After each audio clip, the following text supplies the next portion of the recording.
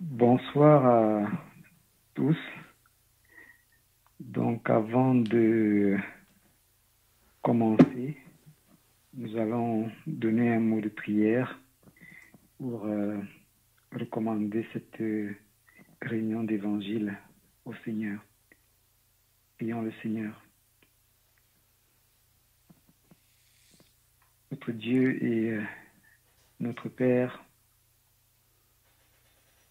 nous voulons une fois de plus, ô tendre Père, te rendre infiniment grâce. Toi qui nous accordes une fois de plus cet immense privilège d'être réunis par les moyens que tu as pourvus pour une fois de plus proclamer la bonne nouvelle, l'évangile du salut. Oui, nous te bénissons pour la personne bénie de ton Fils, notre Seigneur Jésus-Christ. Lui qui a été entre tes mains l'instrument parfait de notre rédemption éternelle. Lui qui, sur le bois du calvaire, a accepté de payer au prix de sa vie le châtiment que méritaient nos péchés, nos iniquités et nos forfaitures. Oui, notre Dieu et notre Père, nous réalisons encore pleinement aujourd'hui le besoin qu'ont tous les hommes d'être sauvés. Et nous te bénissons, ô Dieu, de ce que tu patientes afin que tous les hommes puissent parvenir à la repentance et puissent avoir part à la vie éternelle. Aussi, ce soir encore, nous voulons te recommander cette parole de l'Évangile qui va être proclamée, afin que toi-même, ô Dieu, dans ta grâce, tu puisses disposer favorablement les cœurs de tous ceux qui vont écouter, soit dans le sens de raffermir ceux qui t'appartiennent déjà, soit dans le sens de toucher les cœurs de ceux qui ont besoin d'être sauvés. Et nous avons, ô Dieu, une ferme assurance que ta parole ne sortira pas et ne rentrera pas sans avoir produit son effet dans les cœurs. Nous te recommandons toutes choses et nous te supplions, ô Dieu, de bénir toi-même ta parole qui va être ouverte. C'est au nom précieux de ton Fils, notre Seigneur Jésus-Christ, que nous prions.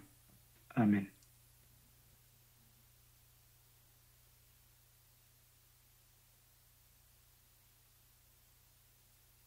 Pour la parole de l'évangile de ce soir, je commencerai d'abord par souhaiter la bienvenue à tous ceux et toutes celles qui sont à l'écoute ce soir. Et nous allons ce soir parcourir 3 passages dans les Écritures. Le premier passage, qui est un passage bien connu, se trouve dans l'Évangile de Luc, au chapitre 16. Évangile de Luc au chapitre 16. Nous allons lire les versets 19 à 31. Luc 16, versets 19 à 31. Alors là, il est écrit: il y avait un homme riche qui était vêtu de pourpre et de fin lin et qui chaque jour menait joyeuse et brillante vie. Un pauvre nommé Lazare était couché à sa porte, couvert d'ulcères, et désireux de se rassasier des miettes qui tombaient de la table du riche. Et même les chiens venaient encore lécher ses ulcères. Le pauvre mourut et il fut porté par les anges dans le sein d'Abraham. Le riche mourut aussi et il fut enseveli. Dans le séjour des morts, il leva les yeux et tandis qu'il était en proie au tourment, il vit de loin Abraham et Lazare dans son sein. Il s'écria, Père Abraham, aie pitié de moi, et envoie Lazare pour qu'il trempe le bout de son doigt dans l'eau et me rafraîchisse la langue, car je souffre cruellement dans cette flamme. Abraham répondit, Mon enfant, souviens-toi que tu as vécu, que tu as reçu tes biens pendant ta vie, et que Lazare a eu les maux pendant la sienne. Maintenant, il est ici consolé, et toi tu souffres. D'ailleurs, il y a entre nous et vous un grand abîme, afin que ceux qui voudraient passer d'ici vers vous et de là vers nous ne puissent le faire. Le riche dit, je te prie, va, Père Abraham, je te prie, Père Abraham, d'envoyer Lazare dans la maison de mon père, car j'ai 5 frères. C'est pour qu'il leur atteste ces choses, afin qu'ils ne viennent pas aussi dans ce lieu de tourment. Abraham répondit, ils ont Moïse et les prophètes, qu'ils les écoutent. Et il dit, non, Père Abraham, mais si quelqu'un des morts va vers eux, ils se repentiront. Et Abraham lui dit, s'ils n'écoutent pas Moïse et les prophètes, ils ne se laisseront pas persuader, même si quelqu'un des morts ressuscitait. Le deuxième passage que nous allons considérer ce soir pour notre parole d'évangile se trouve dans l'épître de Paul aux Romains au chapitre 6, versets 22 et 23. On va commencer à lire même à partir du verset 21. Romains chapitre 6, versets 21 à 23. Là, il est écrit, je lirai même à partir du verset 20, un peu plus haut, pour qu'on soit un peu dans le contexte. Là, il est écrit, car lorsque vous étiez esclaves du péché, vous étiez libres à l'égard de la justice. Quels fruits portiez-vous alors? Des fruits dont vous rougissez aujourd'hui, car la fin de ces choses, c'est la mort. Mais maintenant, étant affranchis du péché et devenus esclaves de Dieu, vous avez pour fruit la sainteté et pour fin la vie éternelle. Car le salaire du péché, c'est la mort. Mais le don gratuit de Dieu, c'est la vie éternelle en Jésus-Christ, notre Seigneur. Le troisième et dernier passage que nous allons considérer se trouve dans le livre des Hébreux au chapitre 9. Hébreux au chapitre 9. Nous allons considérer les versets 27 et 28. Hébreux chapitre 9, versets 27 et 28. Et comme il est réservé aux hommes de mourir une seule fois, après quoi vient le jugement, de même Christ, qui s'est offert une seule fois pour porter le péché de beaucoup d'hommes, apparaîtra sans péché une seconde fois à ceux qui l'attendent pour leur salut. Donc c'est tout ce qu'on va lire pour ce soir.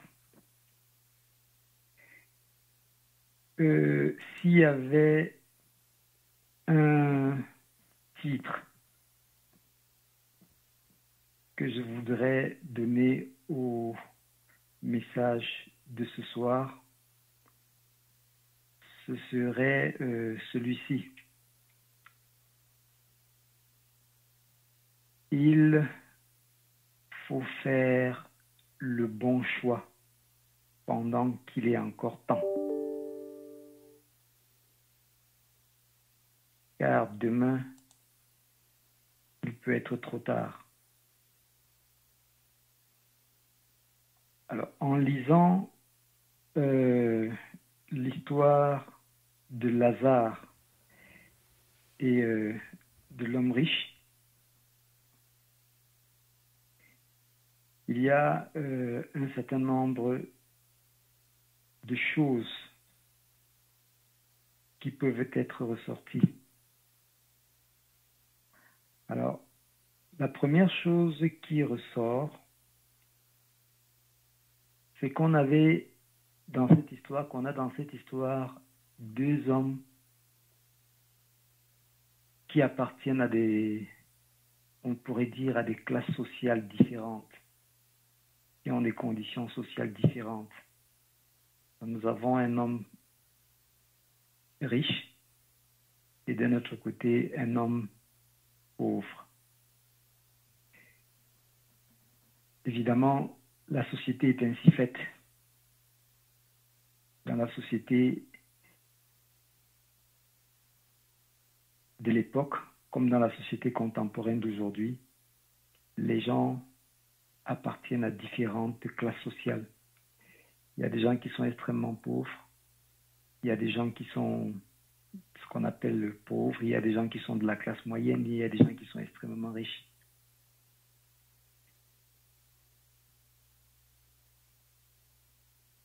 Mais s'il y a une chose qui peut être considérée comme étant le dénominateur commun de ces personnes, indépendamment de la classe sociale à laquelle ils appartiennent, c'est que si on s'en tient à cette histoire, et si on s'en tient justement à l'expérience quotidienne que nous vivons, c'est que toutes ces personnes finissent un jour par passer par la mort. Ici, on voit que Lazare est mort à un moment donné, et puis l'homme riche, à son tour, est également mort le jour où Dieu en a décidé ainsi. Mais la question que je voudrais qu'on se pose ce soir, c'est qu'à la lecture de cette histoire, est-ce que toutes les morts d'hommes ont les mêmes conséquences éternelles? Alors, en examinant attentivement l'histoire qui nous est racontée dans le chapitre 16 de Luc, au verset 19 et 31, en rappelant ici que c'est une histoire qui est racontée par le Seigneur Jésus-Christ lui-même et qui n'est pas une parabole, on peut bien se rendre compte que lorsque l'homme riche est mort, il s'est retrouvé dans un lieu où il était en proie au tourment. Tandis que lorsque Lazare est mort, il a été porté par les anges dans le sein d'Abraham. Et ça veut au moins dire qu'il y a deux destinées après la mort. Il y a une première destinée qui conduit la personne qui passe de la vie terrestre à la mort vers un endroit de félicité. Il y a une deuxième destinée qui conduit celui qui passe de la vie à la mort vers un lieu de tourment. Mais la question qu'il faudrait se poser, c'est est-ce que l'homme riche s'est retrouvé dans un lieu de tourment parce qu'il était riche? Et est-ce que Lazare s'est retrouvé dans un lieu de félicité parce qu'il était pauvre? Évidemment, ça ne saurait être le cas. Parce que ce n'est pas notre condition sociale qui détermine le lieu où on va passer l'éternité après la mort. La question donc ce soir, c'est qu'est-ce qui détermine véritablement notre destinée après la mort? Alors, déjà avant de répondre à cette question, il faudrait déjà se poser la question de savoir pourquoi les deux sont morts. Alors, la parole de Dieu répond au chapitre 6 de Romains que nous avons lu. Nous avons vu que le salaire du péché, c'est la mort. Donc, que ce soit la mort du pauvre ou la mort du riche, la mort est toujours perçue et sera toujours regardée comme étant la conséquence du péché qui est entré dans le monde et qui a produit cette mort qui se transmet de génération en génération depuis Adam, notre premier ancêtre, jusqu'à nous aujourd'hui. Donc cette mort est la conséquence du péché. Et la parole de Dieu dit que tous les hommes ont péché et sont privés de la gloire de Dieu. Il n'y a pas un seul homme qui est juste. Pas même un seul. Car tous sont égarés, tous sont pervertis. Alors si tout le monde a péché, pourquoi il y a donc des conséquences différentes pour des personnes lorsqu'ils meurent? Évidemment, la réponse se trouve toujours dans la parole de Dieu. Pourquoi les conséquences que l'on subit après la mort peuvent être différentes d'une personne à une autre? Alors, dans le livre d'Hébreux que nous avons lu, il est dit qu'il est réservé aux hommes de mourir une seule fois, après quoi vient le jugement. Mais on dit également de même Christ qui s'est offert une fois pour porter les péchés de beaucoup d'hommes apparaîtra sans péché une seconde fois à ceux qui l'attendent pour leur salut. Et dans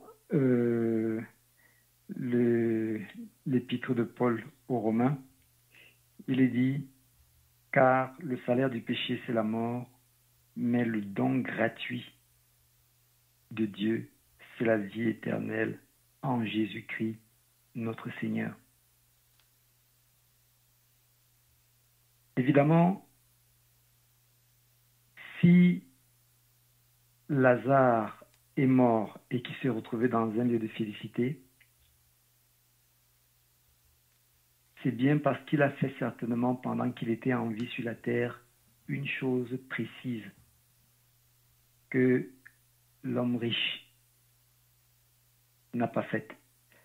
Lazare ne s'est pas retrouvé dans le sein d'Abraham tout juste parce qu'il était pauvre.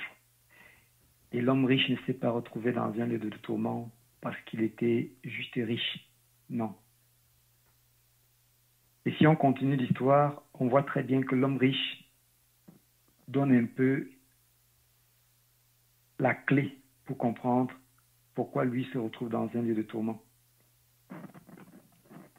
Quand il se met à avoir soif, il demande à Abraham d'envoyer Lazare tremper son doigt dans de l'eau et de venir le mettre sur sa langue afin qu'il se rafraîchisse un peu parce qu'il avait cruellement soif et qu'il souffrait sous la flamme. Et de l'endroit où il était, il va supplier Abraham d'envoyer quelqu'un sur la terre, dans la maison de son père, dire à ses saints frères, c'est les avertir, afin de les attester de ces choses, pour que eux aussi, ils ne viennent pas dans ce lieu de tourment. Et Abraham de lui répondre, ils ont Moïse et les prophètes qui les écoutent. Et l'homme riche de rétorquer, non, Père Abraham, si quelqu'un des morts va vers eux, ils se repentiront. Et là, c'est la clé. Ils se repentiront.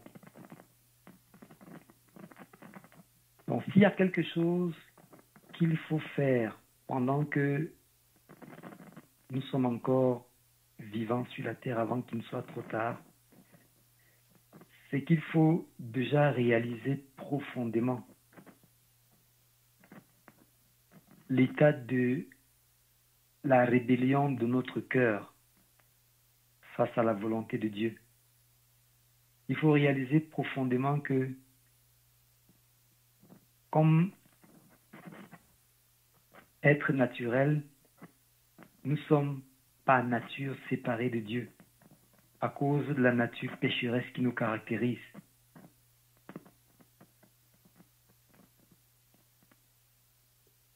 Et la prise de conscience de cet état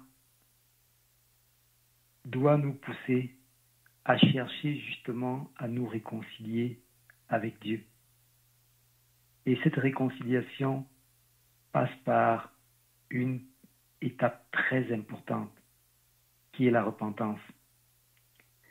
Souvenez-vous, quand Jean-Baptiste, le précurseur du Seigneur, a commencé à prêcher dans les rues de Jérusalem, qu'est-ce qu'il disait aux gens? Il disait, repentez-vous, car le royaume des cieux est proche. Aujourd'hui, c'est le même discours qu'on doit tenir de façon permanente, de façon répétée, de façon inlassable à tous ceux qui n'ont pas encore fait véritablement la paix avec Dieu. On a besoin de leur dire aujourd'hui, repentez-vous, car demain ne nous appartient pas. Comme il dit dans la parole de Dieu, personne ne sait ce qu'un jour peut enfanter. Demain ne nous appartient pas. Et la mort qui habituellement met brutalement fin à la vie de tout être humain ici-bas, ça c'est la mort physique, peut intervenir à tout moment.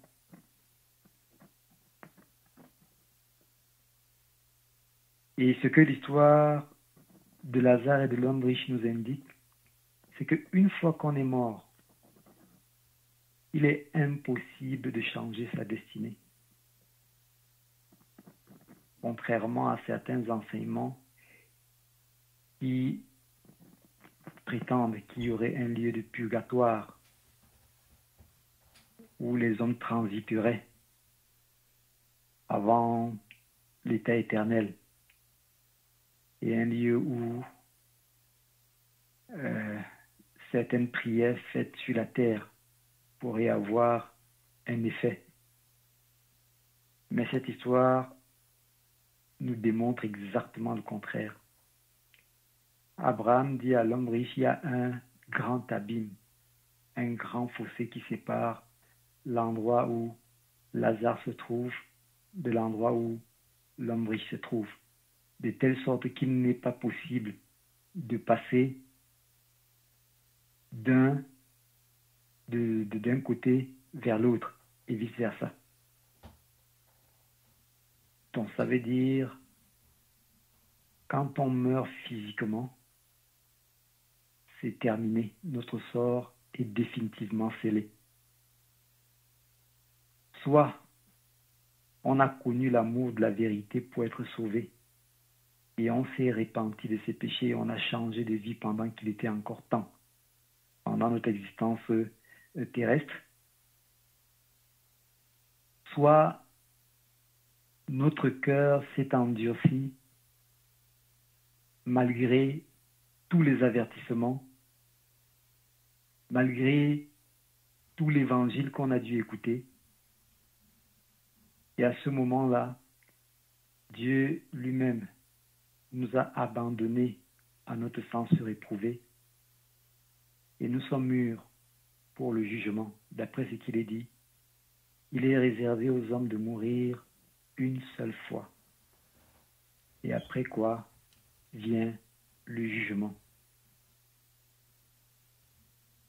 Alors, pour toi qui écoutes ce soir et qui n'a pas encore fait la paix avec Dieu, la question que j'aimerais te poser est la suivante. S'il arrivait que tu meurs ce soir, où passerais-tu ton éternité? Serait-ce dans le sein d'Abraham, auquel cas nous dirons Alléluia, gloire à Dieu, ou serait-ce dans un lieu de tourment? Et c'est la question la plus importante à laquelle il faut répondre. Avant toute chose. Car si on avance dans la vie présente sans avoir répondu précisément à cette question, et surtout sans y avoir apporté la réponse qui convient le mieux, c'est-à-dire la repentance, la conversion, la foi au Seigneur Jésus-Christ, et enfin la pratique des œuvres dignes de la repentance, il se peut que notre vie sur la terre ait été juste une vie qui nous qualifie pour le tourment éternel. Et qu'est-ce que ce serait triste de penser qu'après toutes les voluptés, toutes les joies éphémères qu'on a vécues sur cette terre, que la finalité de tout ça soit de passer notre éternité dans un lieu de tourment. C'est une question à laquelle il faut songer, il faut réfléchir de manière extrêmement sérieuse. Et comme l'apôtre Pierre nous avertit dans sa seconde épître, il dit que dans les derniers temps, il viendra des moqueurs, des gens qui diront « Il a promis qu'il viendrait, où est la promesse de son avènement ?» Mais l'apôtre Pierre nous rappelle que un jour pour notre Seigneur est comme 1000 ans, et 1000 ans est comme un jour. Et que le Seigneur ne tarde jamais dans l'accomplissement de ses promesses.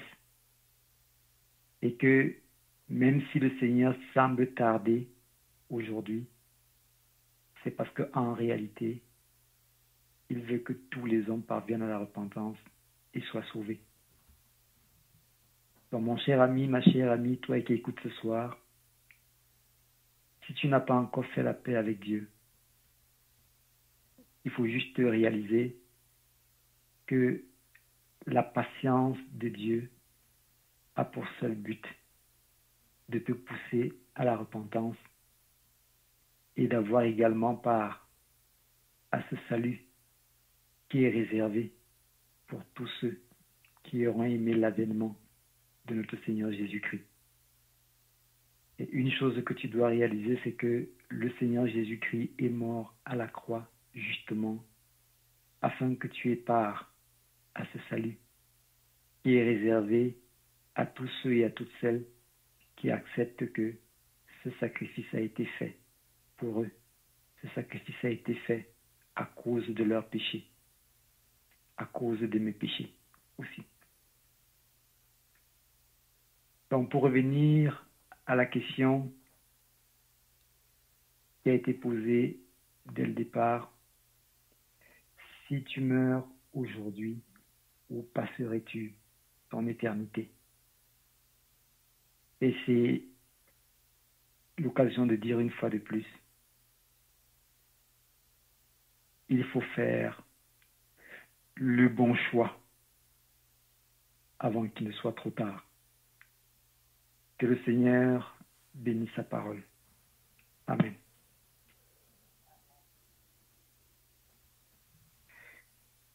Nous allons terminer par un mot de prière. Notre Dieu et notre Père, nous te bénissons infiniment pour cette parole de l'Évangile qui a encore été proclamée ce soir. Nous réalisons pleinement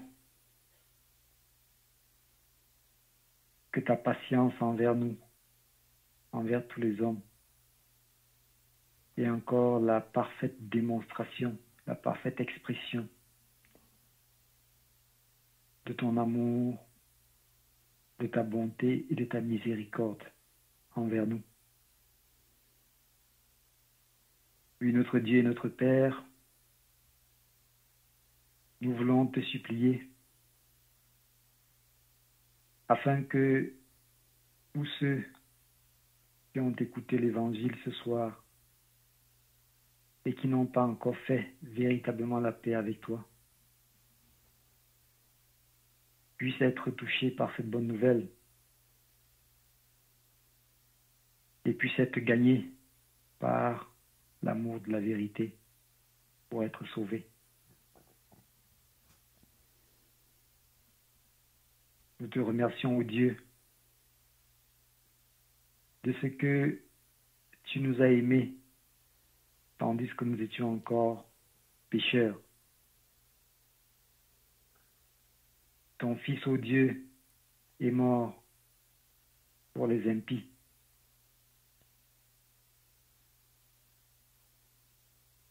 Nous te bénissons de ce que il s'est volontairement donné. Il s'est volontairement abaissé. Il a accepté, ô Dieu, de porter à la croix le châtiment qui nous est réservé, qui nous était réservé. Il a été abandonné pour peu de temps, afin que nous ne soyons pas éternellement abandonnés. Il a crié à la croix ce cri de détresse, ô Dieu, afin que nous ne crions pas ce cri de détresse éternellement dans un lieu de flamme. Oui, notre Dieu et notre Père, ce soir encore, nous te bénissons infiniment et nous avons une ferme espérance que par ta grâce, ô Dieu, tu sauras une fois de plus travailler afin que cette parole qui est sortie puisse véritablement avoir un écho favorable dans le cœur de tous ceux qui l'ont reçu ce soir. Que ton nom, ô Dieu, soit béni et que la personne de ton Fils, notre Seigneur Jésus-Christ, soit éternellement bénie. À lui soit l'honneur, la gloire, la majesté et la puissance d'éternité en éternité. En son nom précieux, nous prions. Amen. Amen.